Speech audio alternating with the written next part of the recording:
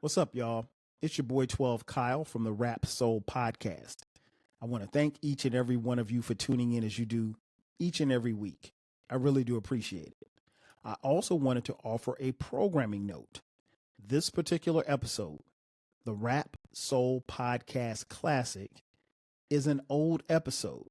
And for some, it may have been something that they've heard before because it was initially on the flagship station, the 12 Kyle Podcast, back in 2016. But I wanted to give it to you guys here because the thing is that many of you didn't know my podcast existed in 2016. And the great thing about these episodes is that the information has not changed. It's not dated, and it's going to sound and feel as fresh as it did back then. So sit back and relax and check out this new episode from the Rap Soul Podcast Classic. I appreciate it. 5,000. Yo. Thanks again for checking out another edition of the 12 Kyle Podcast. I'm 12 Kyle, but you know that. If you haven't done so already, make sure that you subscribe to the podcast. You can find a podcast just about anywhere. We're on iTunes, Stitcher Radio, SoundCloud, Overcast FM, Pocket Cast, Google Play, Facebook, Twitter, Instagram, now on my own YouTube channel. So really, there's no reason not to subscribe to the podcast. All right, so check it out. Here's what we're going to talk about today. If you've been listening to the podcast, you know that this what we're doing now is featuring some albums this year that are actually turning 20 years old. Hip hop albums that are turning 20 years old. And today we're going to talk about one, July 2nd, 1996. De La Soul drops Stakes is High. And it's crazy when you think about it, because it's like you think to yourself, damn, it's been 20 years. But it actually has been 20 years. Now, you know De La Soul. If you don't know who De La Soul is, De La Soul obviously is three members: Paz the Noose, whatever you want to call him, Plug One, my man True Goy to the Dove, or Dave, and Mace. Three cats from Long Island, and they let you know that they're from Long Island. And of course, obviously, the group was formed in 1987. Now, what's interesting about this particular group and this particular podcast is that, unlike some of the other ones, podcasts that we've done, artists were on their first album, second album, so forth and so on. This was actually De La Soul's fourth studio album. They had dropped 3 Feet High and Rising in 1989, came back in 91 with De La Soul is Dead, and Balloon Mind State in 1993. So this was the fourth go round. One of the things that stood out about this album was the absence of Prince Paul, the guy who actually founded the group, legendary Prince Paul. So that was crazy in and of itself, but you have to kind of remember what was the backdrop of what was actually going on in July of 1996. I think really at that particular time, hip hop was very, very, what's the word I want? It was very visual. I mean, like it was about, I mean, hip hop has always been flossy or what have you, but it was very visual. You had the Hype Williams videos, and, you know, the shiny suit era was coming in. And I mean, you know, you had guys that was just coming out that were just really, really flashy. And, you know, it really gave way to a culture that was becoming kind of overblown as far as your money was concerned, very money obsessed, very misogynistic. And that's where hip hop was. And you also have to keep in mind that at that particular time, the East Coast, West Coast beef was going on. And, you know, for the most part, De La Soul and the whole Native Tongue collective that they belonged to, they really weren't involved in that. They were kind of in the middle, but, you know, they didn't necessarily side on the East Coast or West Coast or whomever. They were in the middle, and what they were trying to do was make a statement as the quote unquote jiggy era was unfolding. And they did. Oh man, this album, this is a dope album. This is one of the best albums of 1996. Um, I think you don't necessarily have to be a De La Soul fan, because I think, relatively speaking, De La Soul was and still is very, very much underrated and slept on by the masses. I mean, they know De La Soul's hits, but you just don't know how. You have to sit down and actually listen to them and just understand how creatively and how dope they are and what they bring to the table. Um, so yeah, it was. I think at that particular time, This album was truly a breath of fresh air. You have to remember, like I said, the East Coast West Coast beef was going on, and just based on some of the albums, I'm just going to tell you what was on the charts at the time. I mean, Tupac's album was on the chart. All Eyes on Me. The Fugees were always already on the charts, and this is how bugged out it was and how tough the competition was. De La Soul's album dropped July 2nd. Well, the week before, Reasonable Doubt dropped.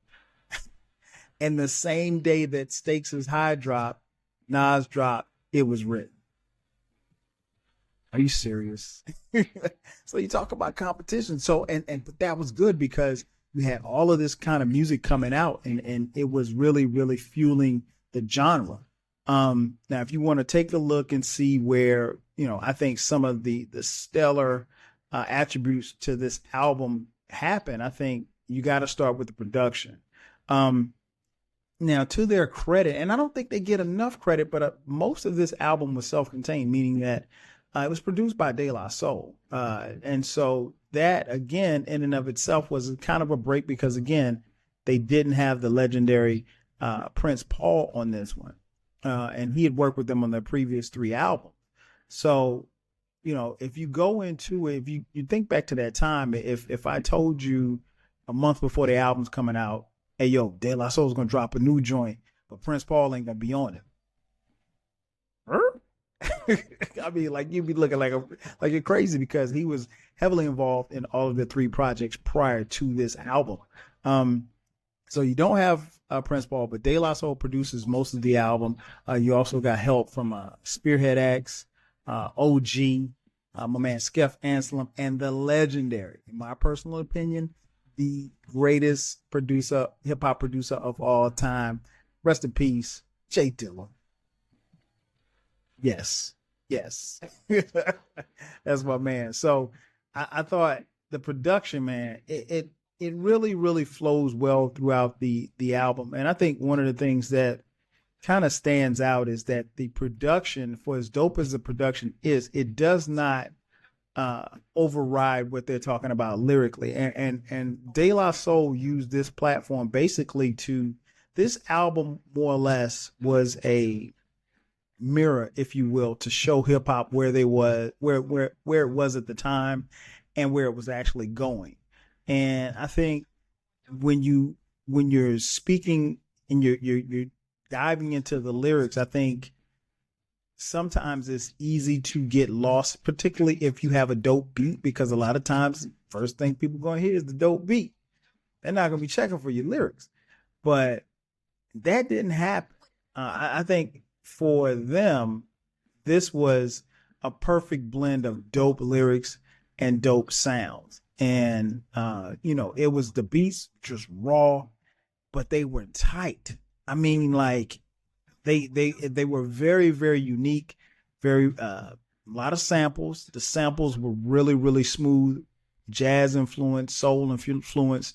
But again, they did not override what, De La was, rapping about or anything like that. They didn't get lost in their beats. So, and that tends to happen. It didn't really happen a lot so much in the mid 90s. It did somewhat as you moved into the 2000s. But yeah, this was an incredible album. And like I said, it begins and ends with the production. Then you go down the track listing, and I mean, I could literally, talk for an hour about each song.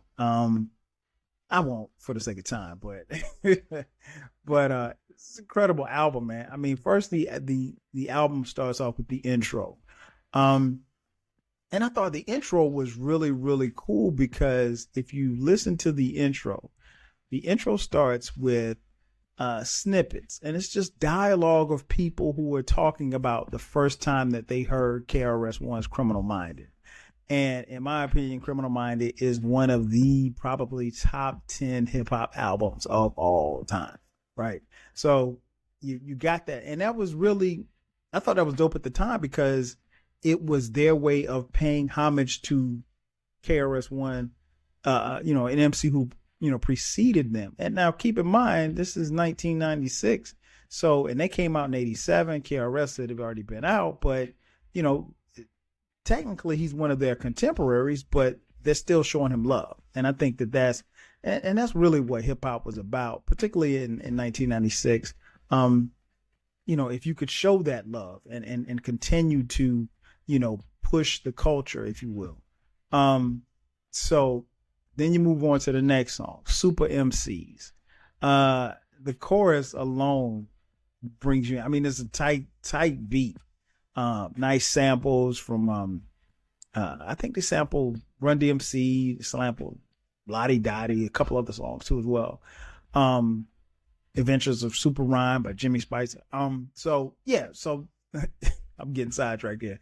That song I thought was dope because they said, whatever happened to the MC? And then they said, MCing ain't for you. And again, I think this is dope because what they're doing is hip hop at that particular time, hip hop was changing. It was moving in a different direction. Some would say that hip hop was losing its lyricism. And you could make a strong case that it was. But I think that was De La Soul really talking to the industry. Whatever happened to the MC? MCing ain't for you. You out here talking about you an MC, but MCing ain't for you. So, again, I thought that was dope. Dope track. Then you move on. Well, actually, you know what? Let me give you a little bar. One of my favorites. I said I wasn't gonna do this, but I'm gonna do it anyway. One of my favorite bars. Paz he said, within this program of rap, I'll eradicate the glitches. I'm dark like Wesley, but I be sparking more bitches. And then, and to them, my constellation put your lives in jep, while others represent. I present my rep. What? That was dope. That's like my favorite line on that song. So then you move on to, and I could do this for every song, but I'm not. Then you move on to track 3, The Business, which is with my man Common. Man, this joint is so dope. I mean, first the beat comes in, doom, doom, doom. I mean, like, if you can't bob your head to that, something's wrong. I mean, that beat is the essence of what I think, hip hop is. That's a dope ass hip hop beat. And, Common's on there. And anytime you can get I mean, like, De La was they're two dope MCs within their own rights. And so, if they put somebody on the track, like you had to spit. You couldn't come on there half stepping with De La. So my man Common jumped on there. He said, I peep game like a referee in sole control of my destiny. In the best out of 3 out of 5, I whoop anybody's ass in NBA Live. Oh my God, are you serious?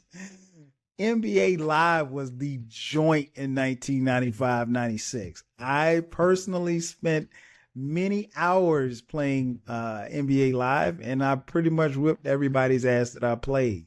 So that line had me hooked, man. I told you guys before, like a lot of times I look for a hook, a little bar or two that'll kind of reel me in, man. That when he said that, I was like, yo, I'll play Common NBA Live. I'll whip his ass. Then you move on. Once again, Long Island, the next track, another banger.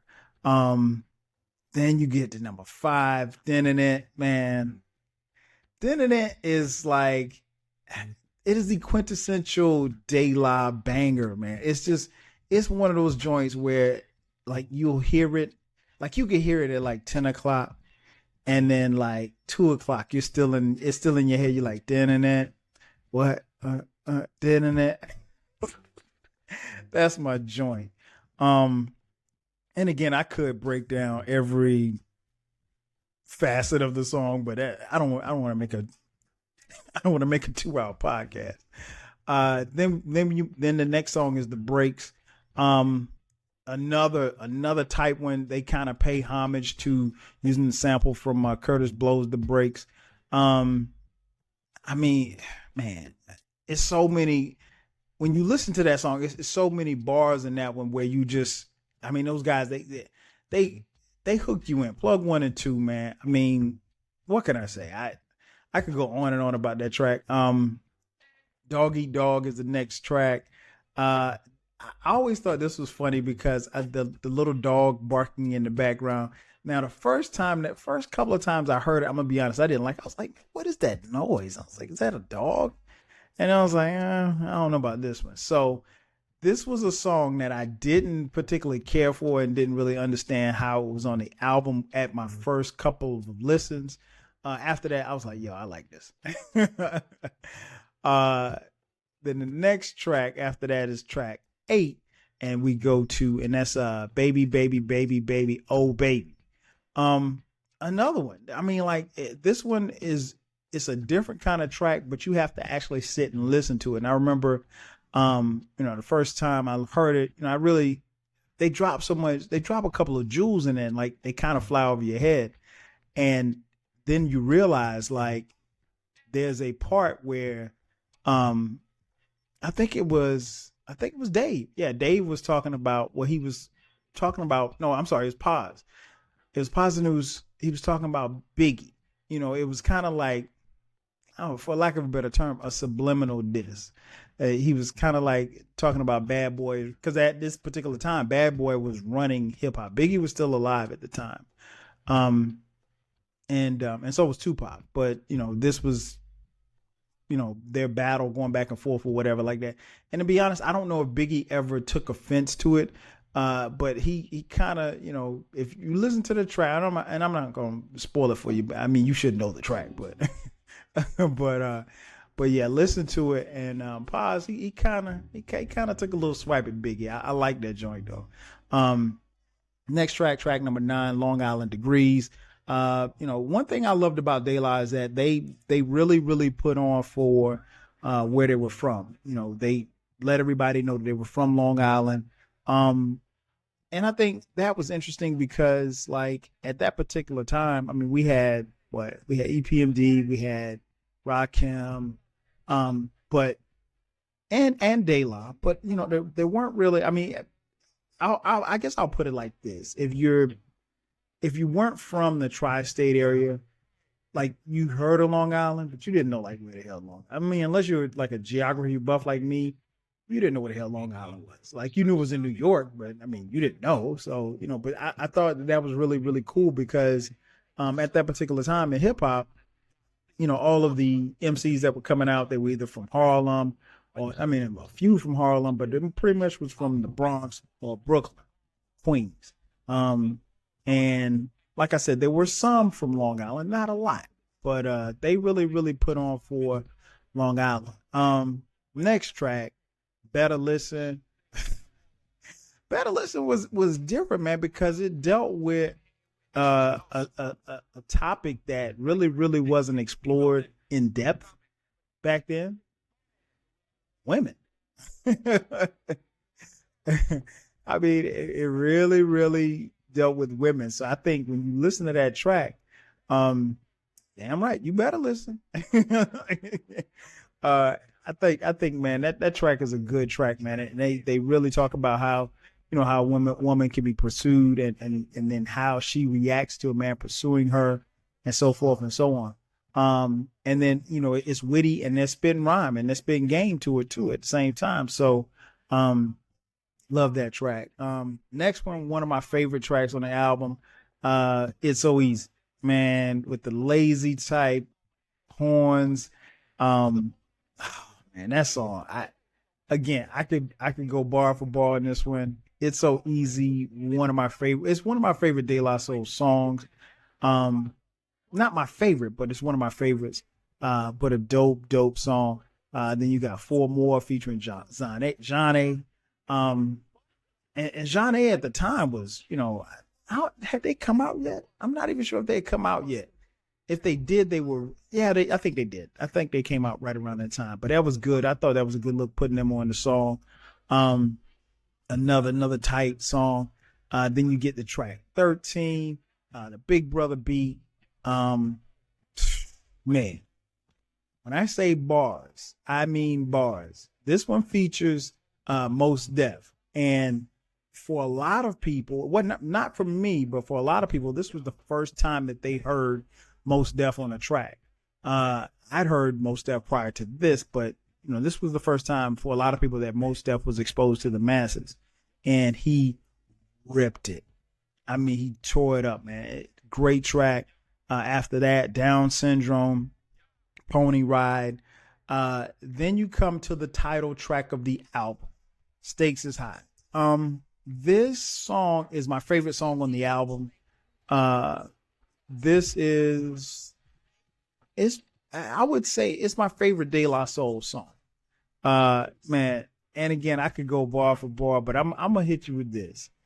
My man Dove said, I'm sick of bitches shaking ass. I'm sick of talking about blunts. Sick of Versace glasses. Sick of slang. Sick of half-ass award shows. Sick of name brand clothes. Sick of R&B bitches over bullshit tracks. Cocaine and crack, which brings sickness to blacks. Sick of swole head rappers with the sickening raps. Clappers and gats making the whole sick world collapse. Yo. Stakes is high, man. The stakes is high. Oh my God, he killed it. He killed it.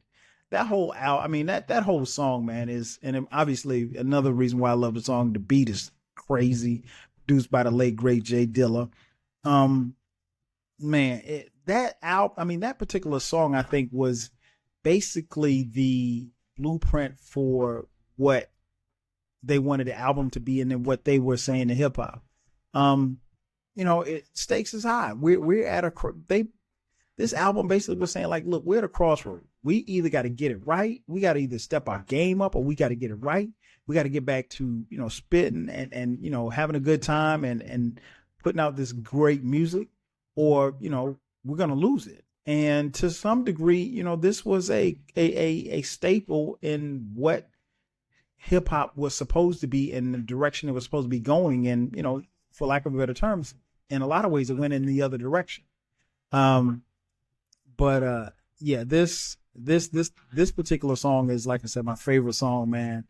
And I always found it interesting that, if I ever got a chance to, meet one of the guys from De La Soul, I would ask any of them, Dave, or I'd ask Paz or Mace, why would you put Stakes is High at the end of the album?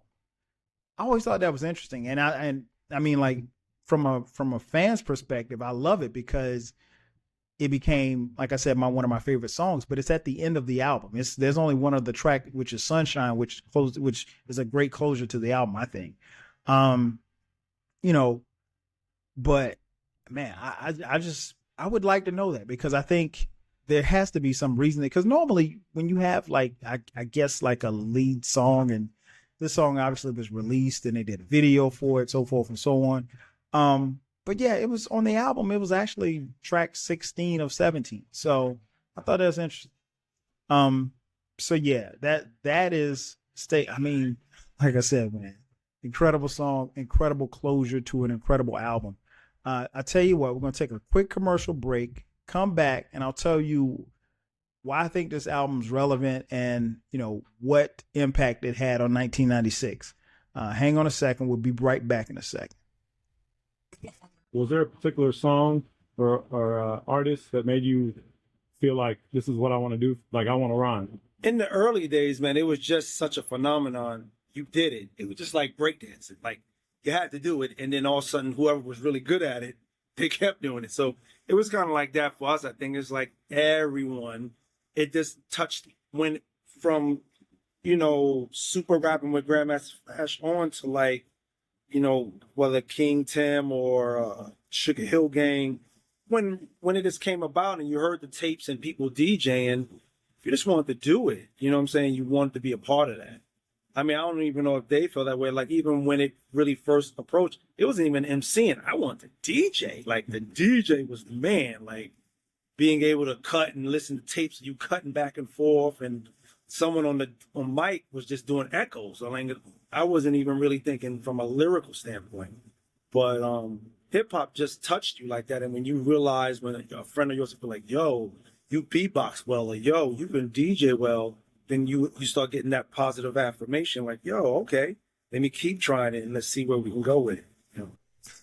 And just like that, we're back. As I mentioned at the top, we're talking about Stakes is High by De La Soul. The album dropped July 2nd, 1996. So it's 20 years old. My thoughts on the album are pretty simple. I think this was a dope ass album. I think first and foremost, man, the album is lyrical. And for someone like me who really appreciates lyricism, I still go back and listen to this album quite often. And I think every time like that I listen to it, I hear something different that I didn't hear before. And I've listened to it, hundreds of times. And I think that that's one of the great things about hip hop, when you can go back and listen to something that you haven't, that you're very familiar with, but you haven't heard it in a while or what have you, and you listen to it and you pick up on little subtleties of maybe a verse here or a word here that you didn't pick up on before. I think that's one of the beauties of hip hop and the musical genre that we have. So the music, I think, like I said, the production is tight. I think, first and foremost, Dave and Paz, they're very complex MCs. They don't have similar styles, but they fit very well together. And I know that those guys, they probably could have done, maybe wanted to do, big solo projects or whatever. And I don't know if the masses would have flocked to them the way that they did De La's projects, but obviously both of them can hold their own. It's not like, you got one guy in the group that can really rap and one guy's, that type of thing. No, both are very, very well accomplished MCs that can hold their own, that can spit flames. So I think more than anything else, that's what you get from them on every song, is the fact that, you're not going to have a song where plug one is down and plug two is up, or vice versa. They're going to give you raw De La Soul, raw material, and just, like I said, great lyrics. So that's one of the things I think that really stood out about this album.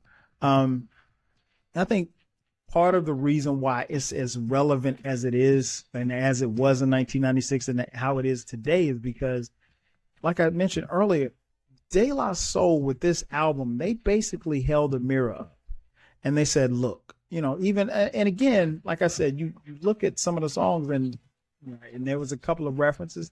They weren't mentioning anybody by name, but, I felt like they took a couple of shots at Bad Boy and, maybe, I don't want to say Jay-Z because he wasn't out yet, but, the Shiny Suit era, they took shots at that and they took shots at people who weren't lyrical because they're like, look, we're lyrical.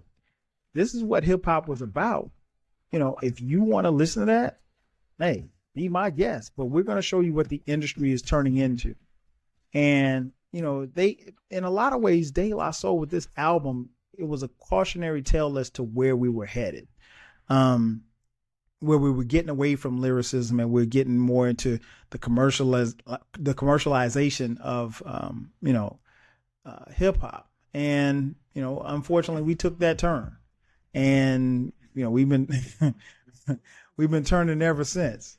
So, I think it's I think that's what this album represents, and I think that in and of itself, because De La Soul was very well accomplished. You could make a case that, I definitely know 3 Feet High and Rising, classic. De La Soul is Dead, classic. This album here, Stakes is High, to me, if I had to give it mics, I would probably give it 4.5 mics. And that's not to say that, there's some that would give it 5 mics. There's some that give it 4. It just really depends on who you ask, but I don't know anybody that would say like, yo, this is whack. 'Cause it's not. That's why. It's not a whack album. This is a dope album. And then, lastly, I think one of the things that people have to understand too is when you listen to this album, you also have to look at what was going on. This album dropped in the summertime, and as I mentioned earlier, in July, sandwiched between Reasonable Doubt, It Was Written, and Outkast's ATLiens. So, I mean, you've got these albums coming out back to back to back to back. And, not to mention, as I mentioned, Tupac was on the charts. Biggie was charting. I mean, so there was a lot of competition. And this album more than stands up to the competition. It holds its own. Again, this is one of the best albums of 1996. Period. I don't know how to say it any better. This is one of the best albums. And keep in mind, all of the albums that I've mentioned, this is one of the best albums in 1996. And I think one of the things, that really stood out to me about this album is De La Soul. Not only were they saying, hey, we're dope, we're lyrical, this is what we do, but you can also sense that De La Soul was concerned about where hip hop was going. Maybe they saw that we were getting ready to get on the whack track. I don't know. But this album, no matter where you slice it, this is a great album. If you haven't listened to it, listen to it. If you haven't bought it yet, buy it, and listen to it. I mean, it's the essence of MC. And I think in 1996, that's about all that you could ask for. Dope beats, dope rhymes. What more could you want? Thanks again for checking out another edition of the 12 Kyle podcast. I'm your host, 12 Kyle. I'll holler at you next time. 5,000. Thank you for listening. This concludes the episode. Be sure to subscribe to the Rap Soul podcast. You can find the podcast wherever you get your podcasts. Follow the podcast on social media. And feel free to continue this discussion on our Reddit page. More importantly, share this podcast with a friend or family member who loves music as much as you do. Until next time, 5,000.